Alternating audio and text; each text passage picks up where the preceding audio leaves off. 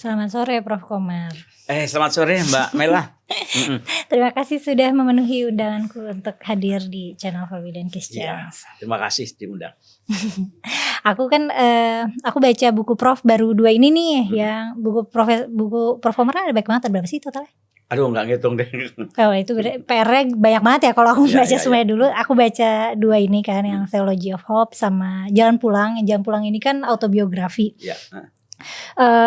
Di mata orang banyak itu, termasuk aku, kan Prof Komar ini adalah sosok penting lah dalam dunia pendidikan Islam gitu. Profesor Komar ini pernah menjabat jadi rektor UIN Jakarta dan rektor Universitas Islam Internasional Indonesia.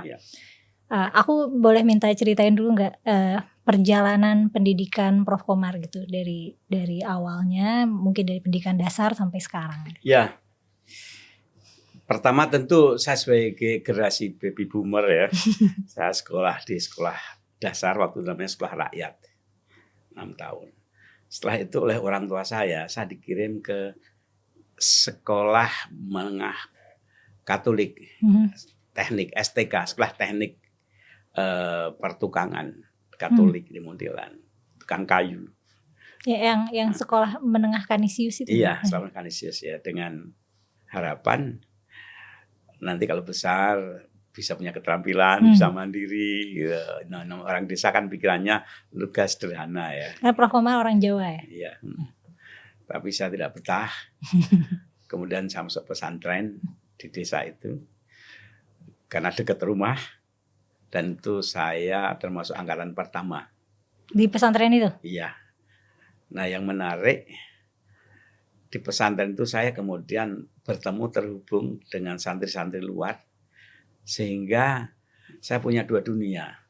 Ketika saya bertemu teman sekampung, diksi wacana langit saya ya setinggi sesempit anak-anak kampung yang hidupnya miskin, menderita gitu. Tapi ketika saya bertemu santri-santri, para pendatang itu, saya berpikir, loh, mereka datang ke sini punya cita-cita, punya harapan, punya mimpi masa depan. Sementara di kampung saya tidak ada mimpi itu. Tapi begitu saya masuk komunitas pesantren di desa yang sama, saya masuk satu suasana baru. Sehingga bagi saya pesantren itu layaknya sekoci kapal yang menyelamatkan saya, mengangkat saya dari kehidupan sosial ekonomi yang hopeless masuk pada komunitas baru. Jadi di situ saya diajak membangun mimpi oleh kiai di pesantren itu, terhubung dengan anak luar, sehingga saya punya ide keindonesiaan. Ketika di kampung itu saya tidak punya wawasan keindonesiaan, tapi begitu berkumpul dengan pesantren, karena datang dari berbagai tempat, dan di pesantren itu tiap tahun pasti ada penceramah tamu tingkat nasional, saya merasa terhubung dengan satu dunia lebih luas. Ketika saya belajar bahasa Arab, imajinasi saya adalah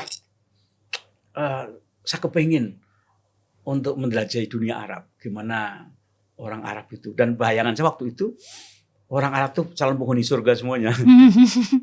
Karena bahasa Arab itu kan bahasa Quran. Bahasa Quran itu bahasa surga. Jadi masyarakat Arab berbahasa Arab tuh berarti calon surga gitu. Logikanya seperti saya.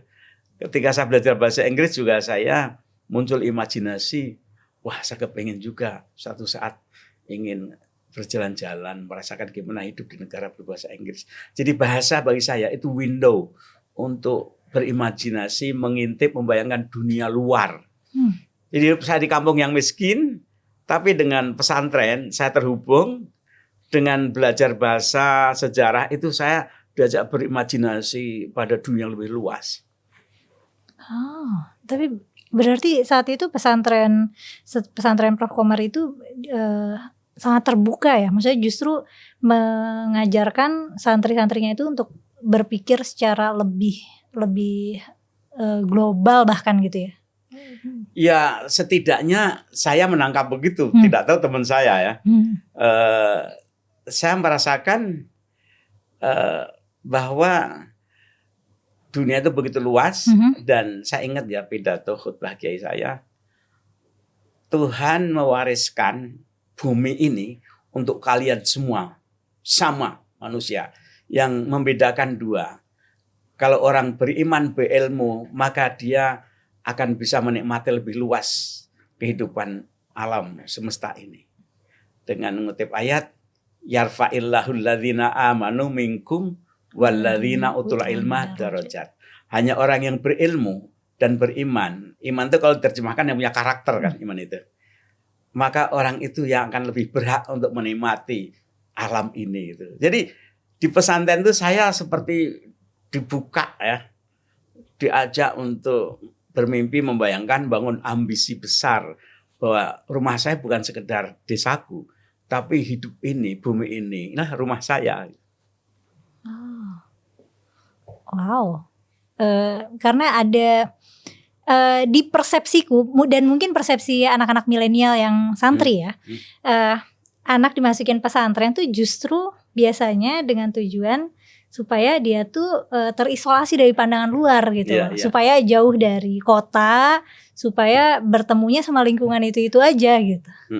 Ini aku dapat masukan yang menarik banget dari pengalaman Prof. Berarti Prof. Komar pesantren setara SMP dan SMA gitu ya.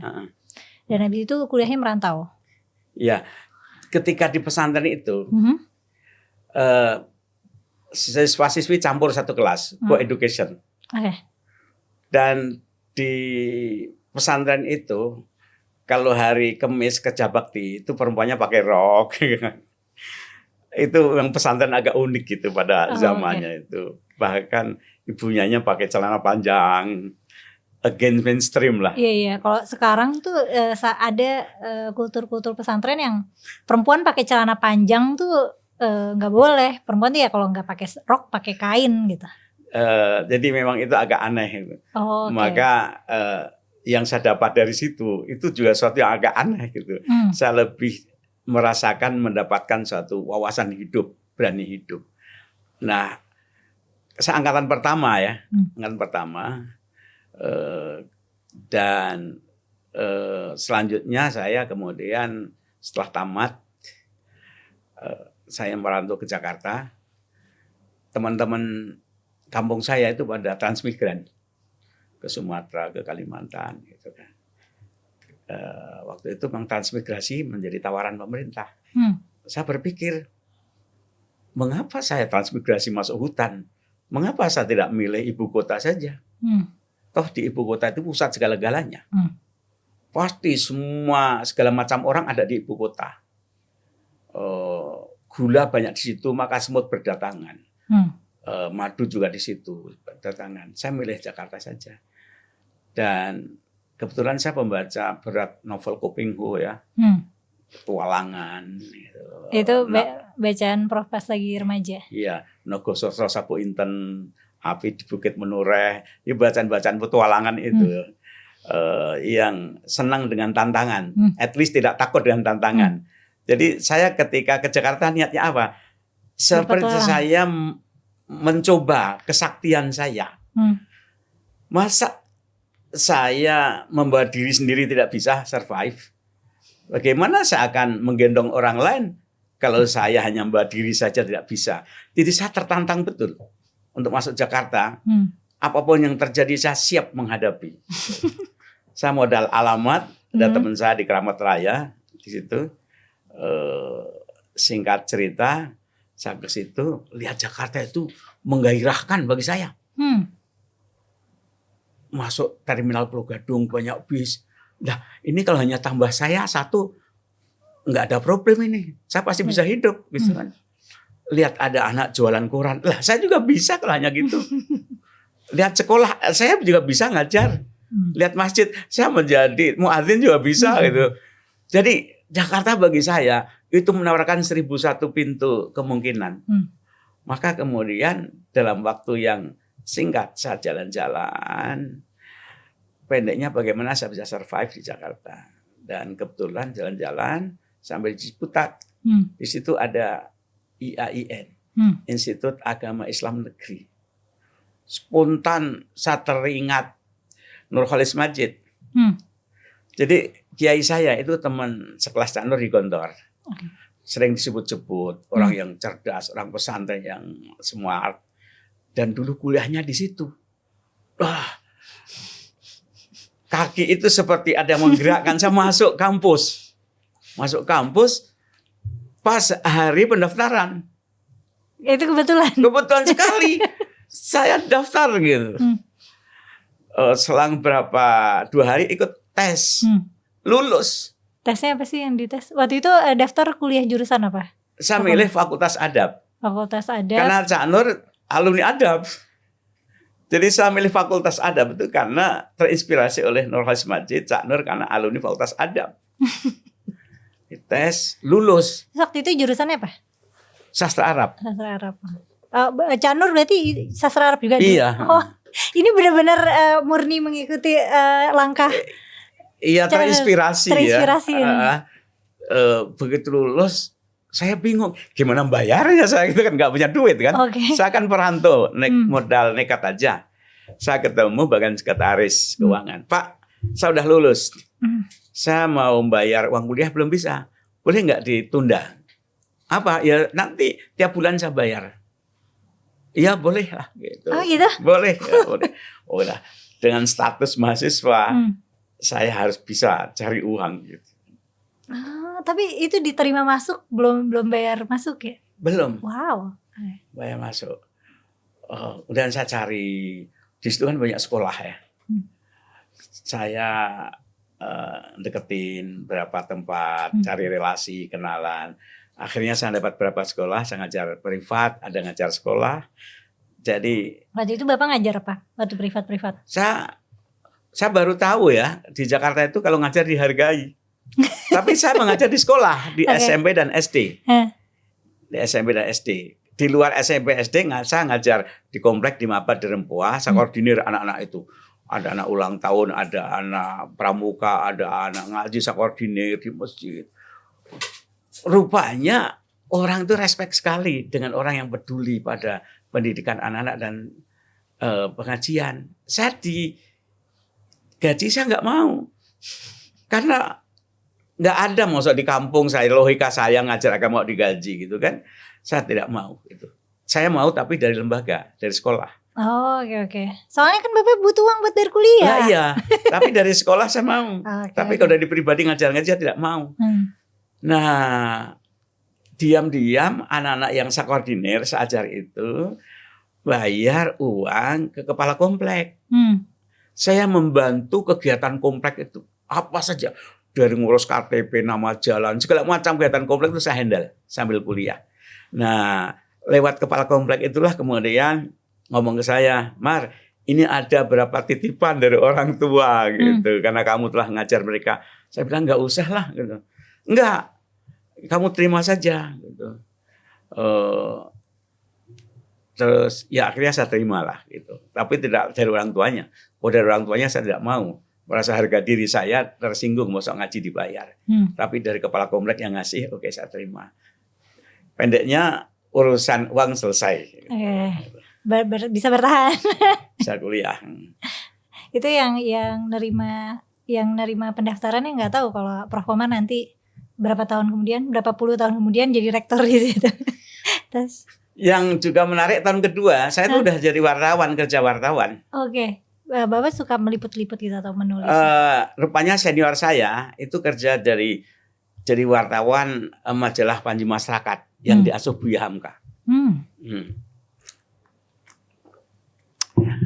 Saya tanya, saya ikut dong belajar jadi wartawan. Gimana prosesnya? Ayo. Gitu. Dia wawancara, saya ikut. Kemudian saya motret pertanyaannya, macam-macam. Sampai jadi kan. Dari proses buat appointment, wawancara, motret, laporan, jadi. Lah kalau gini saya bisa. Karena waktu di pesantren saya biasa buat majalah dinding kan. Gini bisa gitu. Terus saya coba dong, saya dikasih tugas. Wawancara siapa? Dikasih tugas. Dilihat bagus. Wih bagus gitu. Ya udah sejak itu kemudian rutin saya bergabung di majalah dan lama-lama saya jadi anggota redaksi tetap. Jadi bagi saya Jakarta itu ramah sekali. Jakarta yang ibu kota lebih kejam dibanding ibu tiri gitu, bagi saya tidak. Jakarta itu welcome sekali terhadap saya, dan saya merasa tidak takut jatuh kemana saya udah di bawah kok. Gitu. Jadi problem tuh itu guru dan kawan gitu, welcome. Tidak ada problem apapun saya nggak pernah mengeluh. Hanya membawa diri saya masuk nggak bisa. Masalah perkuliahan juga gampang ya? Susah nggak setelah pembelajaran di pesantren, terus pas udah kuliah, apakah kayak ada ketimpangan? Saya di Fakultas Adab tahun pertama itu merasa mengulangi kuliah. Kok gini ya kuliah? Udah terlalu gampang gitu ya? Ini udah pernah belajar gitu. Dan teman-teman saya kan juga banyak kan dari kantor itu kan agak pada tengil-tengil, mengulangi di sini ngapain gitu. Terus wah nggak menarik, nggak menantang. Saya seneng tantangan kan, nggak menantang. Saya lihat kurikulum fakultas lain. Ini fakultas pendidikan ada kuliah baru namanya, ada pedagogi, ada ilmu psikologi, ada wah ini baru bagi saya. Saya pindah ke fakultas psikologi tarbiyah. Diizinkan pindah saya tahun kedua pindah. Terus lama-lama lah kalau gini saya baca buku juga tahu ilmunya gitu. Terus pindah lagi? Pindah lagi Fakultas Usuluddin. Ke Usuluddin. Di Usuluddin sampai lulus? Sampai lulus. Berarti yang waktu ambil Usuluddin jurusannya apa? Sarjana muda saya di Fakultas Tarbiyah. Di Usuluddin jurusan ilmu perbandingan agama. Sampai tamat. Dan saya sering baca buku, beli buku baru. Kemudian dosen saya almarhum Asrullah Bakri suka lihat buku saya. Buku apa ini? Ini Pak, buat saya ya. Harganya berapa? Dia ngasih duit. Jadi dosen saya kadang justru suka titip buku baru yang saya baca gitu. Karena saya senang baca. Jadi ketika ada dosen, saya tanya, Pak, buku apa saja Pak yang perlu saya baca agar saya bisa memahami kuliah Bapak? Gitu. Kadang ada yang memberikan buku-bukunya, ada yang tidak, ada hanya satu, ada yang dua. Jadi saya punya kesan, wah kalau gini mudah bagi saya, baca aja sendiri kuliah itu. Baca aja duluan gitu ya? Iya, baca aja duluan gitu. Jadi malah kadang-kadang dosennya tuh percaya kurasi bacaannya Prof. Komar gitu. Makanya ini saya beli bukunya gitu.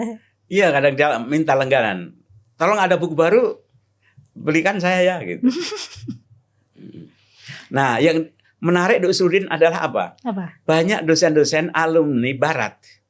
Oke. Dari Kanada, dari Amerika. Saya merasa mendapatkan satu wawasan baru. Kuliahnya dialogis, kemudian banyak hipotesa-hipotesa, asumsi-asumsi, kemudian lebih empiris, komparatif, critical thinking. Nah, di situ saya merasa mendapatkan satu wawasan baru. Jadi tiap fakultas itu saya merasakan gini. Sebenarnya di IAIN waktu namanya ya, nggak banyak perbedaan. Ilmu-ilmunya tumpang tindih itu. Di Usuluddin saya merasa dapat ilmu baru, comparative study of religion. Dan dengan demikian saya punya basic sedikit lah tentang agama-agama itu. Jadi saya tidak kagetan. Kalau ditanya siapa dosen yang mempengaruhi intelektual saya, satu Pak Harun Nasution. Pak Harun Nasution ngajar apa? Ngajar pengantar Islam ditinjau dari berbagai aspeknya. Oke. Kemudian tasawuf, filsafat, bagaimana dia menjelaskan awal mula Islam dimulai dari kerasulan Muhammad, kemudian berkembang dalam sejarah, kemudian banyak melahirkan madhab dari yang rasional Mu'tazilah sampai kemudian ada Asy'ariyah sampai Khawarij yang ekstrim macam-macam, sehingga ketika lihat gerakan Islam yang macam-macam itu, oh ini kalau dalam sejarah alirannya ini. Jadi kita tidak kagetan lihat berbagai macam pendapat itu. Kalau mata kuliah favorit Prof. Komar apa? Ada nggak? Ada. Satu fenomenologi. Tentang apa tuh? Fenomenologi agama.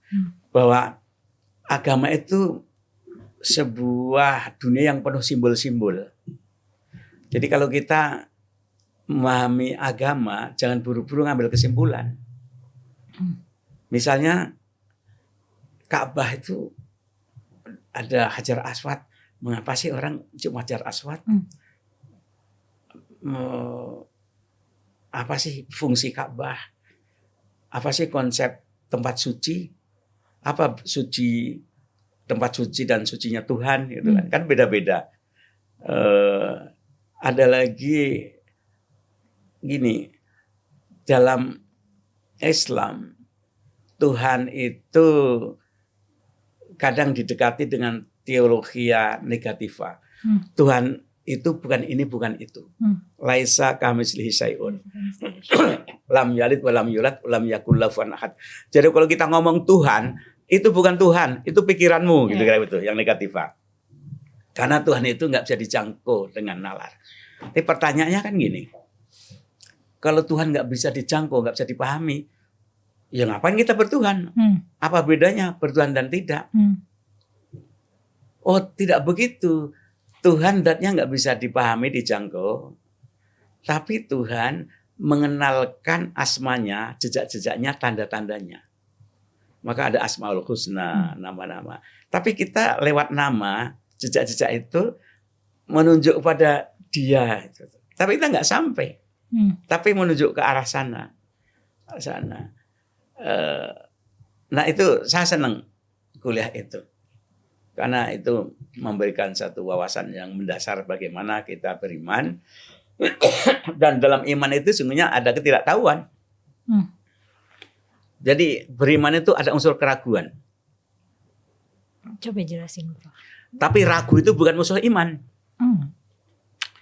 Karena dengan ragu itu kan mendorong kita untuk berpikir, membangun argumentasi. Kalau Tuhan itu dibangun dengan argumen, bukan eviden. Ya. Kalau sains itu eviden, tapi kalau kebertuhanan itu dengan argumen. Jadi kalau ragu itu agar bagaimana kita memperkuat argumen agar keraguannya semakin kecil. Makanya anggapan bertuhan jangan dinalar. Ya bagaimana kita suruh percaya tanpa nalar? Kan nggak mungkin. Harus dinalar sampai mentok. Sampai akhirnya stop, kamu nggak bisa ke sana lagi. Ketika stop, oke, aku beriman. Tapi beriman itu jangan buru-buru. Di beriman itu diantar dengan satu sikap keraguan, pemikiran kritis. Kan? La ilaha. Tidak ada Tuhan. Itu kan proses umur hidup, la ilaha itu. La ilaha, bukan ini, bukan itu. Illa Allah. Itu tahapan yang lama loh. La ilaha illa Allah. Itu lama prosesnya. Kalau diucapkan nggak sampai 1 menit. Tapi untuk penghayatan yang substansial, itu butuh waktu lama itu. La ilaha illallah itu lama. Karena kita mulai dari tidak percaya bahwa Tuhan itu ada hingga kecuali Allah gitu. Itu makanya Prof. Komar S2-nya juga tetap ambil usuluddin. Filsafat. Oh, filsafat. Komparasi filsafat barat dan timur. Itu lanjutan dari kuliah saya S1, comparative study. Itu S2-nya lanjut itu. Yang di Turki itu ya, yang Turki. Dan S3-nya juga filsafat. Iya. Masih filsafat barat dan timur. Iya, aku mengambil filsafat sosial. Karena bagi saya teologi itu pada akhirnya harus masuk ranah sosiologi. Yeah. Teologi itu kan di langit.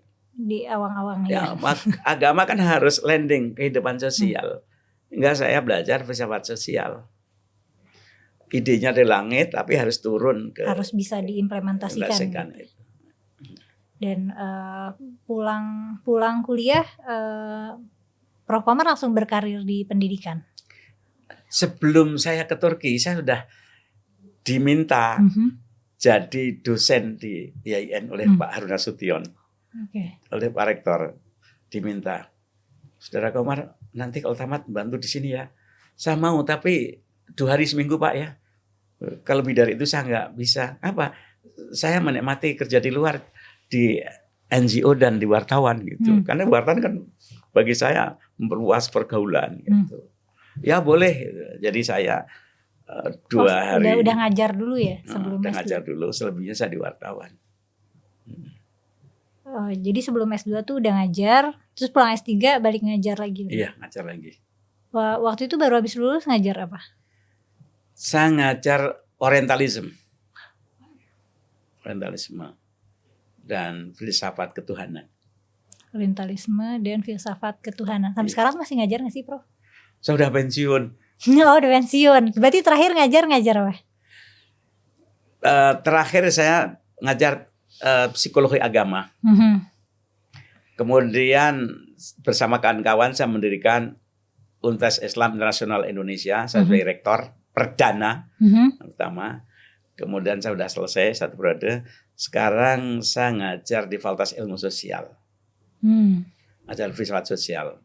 Freedom and Morality. Mata kuliah yang saya ajarkan. Itu ya, maksudnya itu yang menyentuh manusianya ya, teologi yang menyentuh manusianya. Untuk S2 dan S3, Freedom and Morality. Freedom itu bagi saya yang sangat berharga, itu kan freedom. Kalau nggak ada freedom, nggak ada morality. Bab moral itu muncul kalau ada freedom. Kalau dipaksakan nggak ada moral dong. Nah, tapi bagaimana freedom itu diwujudkan dalam kehidupan sosial? Ternyata tidak mudah. Jadi sekitar itu yang menarik minat saya. Maka buku saya kebanyakan temanya itu 1 pendidikan, 2 etika sosial, 3 filsafat agama. Buku-buku saya di situ. Berarti yang Theology of Hope ini termasuk filsafat agama ya? Ya, multidisipliner. Iya sih sebenarnya. Ya. Cuman semangat asasnya tuh dari filsafat agama. Dari filsafat agama, teologi ke sosiologi. Iya, benar-benar. Dari ke atas naik ke bawah, dari bawah harus ke atas. Dari sejak Prof. Komar menjadi pelajar hingga jadi guru, jadi rektor, kan Prof. Komar banyak nih perannya. Prof. Komar memperhatikan nggak transformasi pendidikan Islam itu bagaimana dinamikanya? Apakah kita sudah di arah yang lebih baik gitu trajektorinya, atau ada concern Prof nih di dalam lingkup pendidikan Islam terutama? Wawasan pendidikan saya itu berubah, salah satunya diinspirasi oleh figur seperti Cak Nur, Gus Dur, dan Ainun Najib. 3-tiganya orang pesantren. Dan Cak Nur orang pesantren, tamat Chicago, dia menguasai khazanah klasik, sekaligus ilmu sosial kontemporer. Jadi gimana ajaran Islam disampaikan dengan diksi-diksi teori ilmu sosial dan filsafat. Itu keren sekali bagi saya ya. Ini orang santri kok bisa masuk ke gelanggang percaturan intelektual. Kemudian Gus Dur juga begitu. Dia santri tapi dia bisa ngomong pembangunan, olahraga, seni, budaya, macam-macam. Cak Nun juga begitu. Santri tapi dia ngomong kebudayaan, filsafat. Nah, itu menarik bagi saya. Jadi bagaimana Islam itu bergulat dengan ide-ide kebudayaan, kemanusiaan, kemodernan di situ bergulat. Itu pendidikan. Nah, saya lihat di Indonesia berapa mata pelajaran itu sudah mengarah ke sana, tapi dosen-dosennya lemah. Saya juga mendirikan sekolah Madaniyah. Sekolah Madaniyah itu dari TK sampai SMU. Ini lintas agama boleh masuk di situ. Alumninya kemana-mana itu bilingual. Nah, kemudian di UIN struktur kurikulum sudah bagus, tapi yang lemah dosennya. Apa kelemahannya? Kelemahannya dosennya itu pikniknya kurang jauh. Jadi mestinya harus kuliah kemana-mana, baru pulang ke Indonesia. Sekarang udah mulai. Ini saya rasakan ketika saya bersama kawan-kawan memimpin Universitas Islam Internasional Indonesia. Ada berapa kawan-kawan mahasiswa dari Mesir, dari Palestina, dari Afghanistan, dari Afrika sampai di sini. Mereka melihat Indonesia itu kaya, unik, keberagamaannya inklusif, terbuka, dan ilmu agama dikaitkan dengan pendekatan ilmu sosial, sehingga pandangan mereka itu berubah. Dia mengatakan, ini yang saya cari, yang di Timur Tengah ini kurang populer seperti ini. Nah, artinya dari sisi itu, secara konseptual pendidikan Islam di Indonesia ini sudah baik. Tapi banyak hal yang mesti harus ditingkatkan, terutama apa? Satu, SDM-nya harus yang qualified, yang benar-benar menguasai dalam bidangnya, jangan tanggung-tanggung. Yang keduanya, Islam itu jangan di kotak-kotak, ini departemen agama, ini departemen pendidikan, ini ilmu agama, ilmu umum, nggak ada. Islam itu kan nggak ada dikotomi seperti itu. Ketika di abad tengah masa kejayaan, apa yang menonjol Islam itu? Sains dan filsafat, bukan fikih. Sekarang kan fikih. Jadi kayaknya kalau belajar agama tuh sekarang belajarnya fikih, ya benar ya? Ketika Islam berkepentingan menentukan kapan Ramadan tiba, melahirkan ilmu astronomi. Jadi ilmu astronomi itu kan sains. Untuk menjawab biar akurat kapan masuk bulan Ramadan dan kapan hilal, astronomi. Kemudian ketika umat Islam membutuhkan kiblat, ada teknologi kompas. Yang kompas itu digunakan oleh Inggris untuk memetakan dunia, untuk menjajah. Orang Islam tidak mencari kiblat saja kan. Kiblat. Dan banyak sains-sains yang muncul ketika itu. Artinya apa? Bahwa Islam itu jangan dibuat dikotomi, tapi di Indonesia masih ada dikotomi seperti itu. Ada dikotomi ilmu dunia dan ilmu akhirat. Iya, agama dan umum. Itu mungkin juga pengaruh dari Al-Ghazali, Ihya Ulumuddin. Gimana tuh? Bagaimana itu mempengaruhi cara pandang masyarakat tentang? Iya, kalau ingin belajar ilmu agama, baca Ihya. Dan Ihya itu kan ngomong ritual, metafisik, tasawuf. Orang kita kan nggak kenal, misalnya nggak populer bacaannya Ibnu Rus, kan nggak populer. Ibnu Arabi, kemudian ulama-ulama abad tengah bidang sains kan nggak populer. Misalnya sekarang yang namanya apa itu algoritma Al-Khawarizmi, nggak populer kan? Jadi kita sendiri mempersempit. Nah, ke depan ini harus diteruskan semangat keterbukaan, multidisiplin, interdisiplin dari masa-masa kejayaan Islam ini harus dikembangkan di Indonesia. Karena sebenarnya secara sistem sudah mendukung itu ya. Ya. Yang kurang talent pengajarnya kurang berkualitas. Saya rasa begitu. Dan ada satu jasa Mu'tiali, jangan dilupa ya. Adanya SKB 3 Menteri bahwa alumni pesantren bisa masuk perguruan tinggi umum. Ini luar biasa. Itu sangat transformatif ya. Iya, luar biasa. Jadi ada anak-anak pesantren yang bagus-bagus, yang jurusan IPA, masuk di UGM, di ITB, di IPB, kampus-kampus, hasilnya bagus-bagus. Bahkan di Fakultas Kedokteran UIN, Ciputat, yang anak-anak di pesantren, yang sebagian mereka punya skill menghafal Quran, itu menghafal rumus-rumus kedokteran kan cepat sekali mereka. Kuliah farmasi, kedokteran itu kan kerjanya menghafal. Nah, mereka sudah punya skill menghafal cepat sekali. Bagus hasilnya. Tapi kalau pesantren, aku nggak tahu sih apakah Prof. Komar memperhatikan kualitas pesantren sekarang.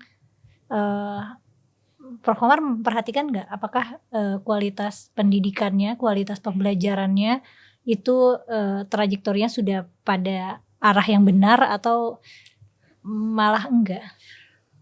Saya tidak bisa mengkritik karena kurang data ya. Tapi saya melihat ada inovasi yang bagus. Misalnya dulu Pak Munawir Sadali membuat satu pesantren khas, program khusus yang begitu tamat dia bisa baca kitab kuning, baca Inggris, dan alumninya sekarang pada keluar negeri ya. Oke. Mereka kuliah keluar negeri dan bagus-bagus, dan itu produk dari pesantren khusus takhusus. Sederhana saja ya. Kalau di pesantren itu kan kurikulumnya 24 jam sehari kan. Iya. Karena tidur pun dalam kurikulum kan. Iya. Bayangkan kali 6 tahun. Artinya kalau dibina sungguh-sungguh itu hasilnya berlipat-lipat dibanding SMA. Iya benar. Dan bisa sangat well rounded gitu ya hasil pembelajaran. Nah, dan itu sekarang juga terlihat pada insan cendekia. Insan cendekia kan bagus-bagus kan. Jadi pesantren yang dimodernisir itu hemat saya pilihan yang bagus untuk model pendidikan Indonesia.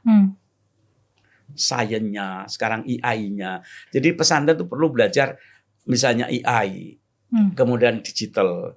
Dengan AI itu untuk mencari pikiran-pikiran pendapat ulama-ulama itu kan cepat sekali, nggak harus hafalan. Perlu lah kaidah-kaidah hafalan tahu gitu. Tapi sekarang dengan AI itu kan terbantu betul. Bayangkan kalau itu untuk studi keagamaan akan cepat sekali hasilnya. Dan akan sangat mudah sekali kalau kita butuh misalnya kayak data pemikiran yang mana atau yang mana gitu. Iya. Maka bagi saya kalau bicara agama ya bicara Islam tidak usah takut dengan berbagai kemajuan sains. Saya yakin keunggulan Al-Quran tuh dia membela dirinya sendiri kok. Nggak usah dibela-bela, dia membela dirinya. Kalau kita ingin membela agama, dipahami, dijalankan aja dengan baik-baik, itu cara membelanya. Dengan tunjukkan akhlaknya mulia, hidup produktif, rahmatan lil alamin. Islam sudah membela dirinya. Iya. Justru kalau kita membela agama dengan cara yang agresif, kita justru melukai agama itu. Iya. Melukai konsep agama di mata orang lain. Malah merendahkan agama itu sendiri. Dan berarti kalau misalnya Prof. Komar punya wewenang atau punya cara untuk mentransformasi pendidikan Islam yang sistemnya udah bagus gitu, itu sasarannya kemana ya? Sasaran untuk memecahkan masalahnya. Pertama gini, saya terinspirasi pendidikan di Jepang itu ya, anak SD itu kan. Karakter first, knowledge second. Oke, karakter duluan, baru pengetahuan belakangan. Karakter itu penting sekali. Karena kalau kita lihat hadis ya, banyak sekali hadis mengatakan ini, man amana billah wa mil akhir fa. Barang siapa beriman pada Allah, maka turunannya pasti akhlak mulia. Iya, apa? Fal khairan al yasmut fal yukrim doifa fa. Jadi manifestasi dari iman itu mesti karakter. Nah, bagi saya itu pertama karakter. Kedua critical thinking. Critical thinking. Justru critical thinking itu sebelum knowledge juga. Bersama dengan knowledge itu jangan regimentatif dan hanya hafalan, tapi critical thinking. Oleh karena itu filsafat ilmu itu penting diajarkan di pendidikan dasar. Pendidikan SMA paling tidak. Di pesantren sudah ada pelajaran logika, mantik sudah ada ya. Tapi hendaknya dikaitkan dengan pengetahuan modern. Mantik itu epistemologi. Jadi nanti ketika dia bertemu dengan sains itu tidak gagap dan gugup, tapi dia bisa bersahabat. Jadi dia bisa menyumbangkan pikiran keagamaan pada sains dan dia bisa mengapresiasi sains terhadap agama. Sekarang ini kan nggak paham dan curiga. Padahal kalau itu diantarkan dari awal tidak usah ragu. Berislam itu bagi saya penting menumbuhkan percaya diri. Tapi untuk percaya diri itu syaratnya dua. Pertama mengkarakter, critical thinking. Kedua wawasan, keilmuan, filsafat. Kita bisa beragama dengan percaya diri kalau kita berwawasan. Iya. Menurut Profesor, puncak dari puncak manifestasi dari sikap beragama dan belajar agama itu idealnya manusia jadinya gimana sih? Kembali pada ini wisdom yang klasik bagi saya. kalau ditanya seperti itu. Agama itu seperti ageman. Ageman itu kan pakaian. Oh. Jadi agama itu ibarat pakaian yang nyaman dipakai. Kalau nggak nyaman pasti nggak pas nih. Entah potongannya atau badanku. Jadi saya beragama itu bagaimana merasakan enak menjalani hidup. Berpikir, bermasyarakat, berlaku nyaman beragama itu. Tidak terancam, tidak mengancam. Dan saya merasa kalau sekarang ini ya, dimanapun saya berada ini layaknya ini serambi Baitullah sih, bumi ini. Baitullah dalam pengertian yang metafisik ya. Baitullah, dimanapun saya melihat ayat-ayat Tuhan. Ada sunshine, sunset. Saya juga senang baca buku-buku fisika kuantum. Dengan begitu hidup betul. Semesta ini begitu hidup. Jadi ketika bilang Iqra gitu, banyak sekali yang harus kita baca. Ini buku terbentang semesta ini. Dan yang kedua, agama itu sejalan dengan fitrah. Fitrah manusia itu satu, senang yang benar. Kalau nggak benar itu risih, against our fitrah, yang baik, benar dan baik. Benar kalau nggak baik juga nggak bisa, benar baik. Baik itu kaitannya kan dengan etika, ya kan. Kemudian indah, beauty. Kalau sesuatu tidak indah itu nggak enak dilihat, didengarkan. Indah, tutur kata indah, indah. Kemudian apa? Damai. Benar, baik, indah, damai. 5 apa? Freedom, kebebasan. Saya merasakan Islam memberikan itu semua bagi diri saya. Sehingga saya beragama itu pedomannya 5 tadi. Dan itu saya saripatikan dari pemahaman saya terhadap Islam. Menawarkan, mengajarkan kepada yang benar, yang baik, yang indah, damai, dan freedom, kebebasan. Itu akan apa ya, indah sekali jika memang termanifestasikannya begitu gitu ya. Tapi sejauh yang aku amati dan mungkin juga Prof. Komar amati, ada masyarakat kita yang beragama, kelihatan banget religius, itu kelihatan banget beragama, tapi tidak memenuhi 5 itu, tidak bersikap benar, tidak juga baik, tidak membatasi kebebasan orang, tidak juga elok ya, kata-kata yang nggak elok, nggak indah gitu. Tadi apa satu lagi? Baik, benar, indah, damai. Tidak juga damai, ngajak berantem terus. Berantem itu apa yang kurang ya? Maksudnya apa yang kurang dalam sikap beragama mereka sehingga manifestasinya jadi seperti itu? Ya saya tidak tahu ya, karena tiap orang itu dipengaruhi oleh lingkungan budayanya. Orang di padang pasir hidupnya, di pantai, di pedalaman, pegawai, militer, sipil, usia, tua, muda, laki, perempuan, beda-beda. Tapi tadi Mela kan tanya apa pengalaman, kesan, endapan, keberagaman saya kan. Iya, betul. Maka saya jawab tadi itu, kalau benar itu mengasumsikan pendekatan logik, kritis, logis kan benar itu. Konsisten, itu logik itu. Kalau yang baik itu kayak etik, emotional intelligence berlaku di situ. Kalau indah itu, aduh, dunia ini disebut kosmos karena indah kan, bukan chaos kan. Indah banget. Saya khawatir saya tidak bisa lagi menghayati keindahan. Padahal begitu hujan turun, disambut oleh rumput-rumput, oleh pohon, ada angin, kemudian rumput tuh bergoyang-goyang. Saya kadang indah sekali melihatnya tuh. Jadi alam itu terbentang indah sekali. Dulu katanya siapa yang bisa mendengarkan musik alam itu dengan belajar astronomi, jarak-jarak itu seperti not balok kan, gitu kan. Indah sekali. Kemudian damai. Coba dalam satu ruangan ada orang berantem, nanti kan kacau ruang itu. Ngomong keras ya kan kacau. Mengapa? Karena sejak dalam rahim sang ibu kita itu dikondisikan damai.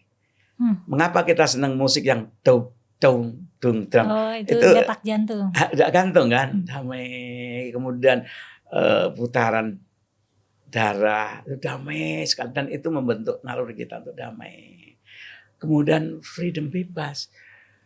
Kalau kita ditekan-tekan itu malah diri kita nggak bisa tumbuh. Karena menurut Prof. Komar agama itu justru membebaskan, bukan membatasi kebebasan. Iya, membebaskan. Tuhan itu menyuruh, mengajarkan, tapi membebaskan. Tuhan marah-marah.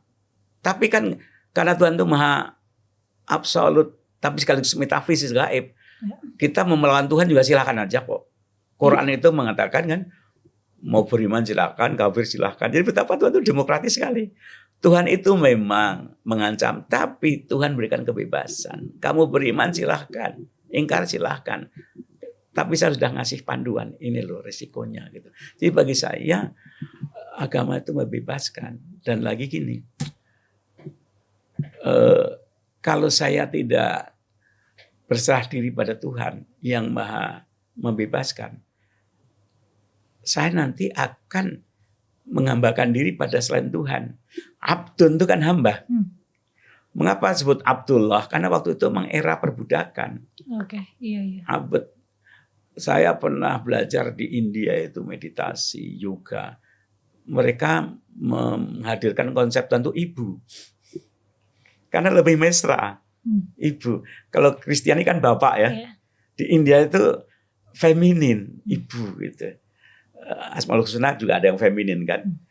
Nah kalau kita itu abd itu bagi saya sungguhnya, bukan sungguhnya ya, kadang-kadang merasa kurang serak. Loh, kenapa kok budak? Hubungan kita sama, kalau di Tuhan orang Islam, Tuhan dan hamba. Tuhan Iya, dan hamba budaknya, gitu. Tuhan dan budaknya. Iya, gitu, padahal relasinya. Quran mengatakan ada Habibullah, ada Saifullah, Waliullah. Tapi ini kok hamba? Jangan-jangan karena waktu itu yang menonjol relasi sosial itu hierarki budak barangkali. Jadilah kamu budak Tuhan. Sebab apa? Kalau kamu jadi budak Tuhan, kamu akan jadi orang merdeka. Tapi kalau kamu menjadi budak selain Tuhan, kamu diperbudak. Jadi dalam konteks itu saya menghargai kata budak Abdullah, karena dengan saya menjadi budak Tuhan, saya merdeka. Kalau saya merdeka, maka saya bukan budak Tuhan lagi, itu kayak kekasih Tuhan. Tuhan itu maha peduli loh pada saya, maha mencintai. Kalau kita menghina seseorang, Tuhan marah karena Tuhan sayang pada orang itu. Kalau kita menyakiti seorang, Tuhan marah. Mengapa marah? Karena itu kekasih Tuhan. Kita membunuh, marah Tuhan. Mengapa? Ya karena itu kekasih Tuhan. Jadi Tuhan itu mengasihi. Sehingga kita kalau kita masuk jadi budak Tuhan, naik kelasnya menjadi kekasih Tuhan. Dan kalau misalnya kita mau ngomongin perilaku masyarakat skala besar, tadi kan Prof. Komar bilang itu tiap orang kan tergantung pada konteks lingkungan dan budayanya. Kalau itu kan berarti termasuk juga bagaimana intervensi dan kebijakan pemerintahnya. Iya. Menurut Prof. Komar tuh ada nggak sih intervensi pemerintah terhadap masyarakat beragama yang udah bagus gitu, atau yang sebenarnya tuh bisa lebih bagus lagi gitu? Sekarang ini saya kalau ngomong pemerintah itu kabur konsepnya. Secara teoritis pemerintah itu siapa sih? Pertama, negara ini anak kandung masyarakat. Yang melahirkan masyarakat, rakyat. Kemudian muncullah negara. Negara dan rakyat dimediasi oleh pemerintah. Pemerintah ini dibentuk oleh rakyat luar partai, tapi juga kemudian yang diurus negara. Atas nama negara dan atas nama rakyat, maka muncul pemerintah. Nah, sekarang ini pemerintah itu mewakili siapa? Pemerintah sekarang ini mewakili parpol, karena parpol yang membentuk pemerintah. Parpol perpanjangan oligarki, bukan rakyat gitu. Jadi sekarang saya kalau ngomong pemerintah itu tidak sejernih sebagaimana pemerintah secara teoritis.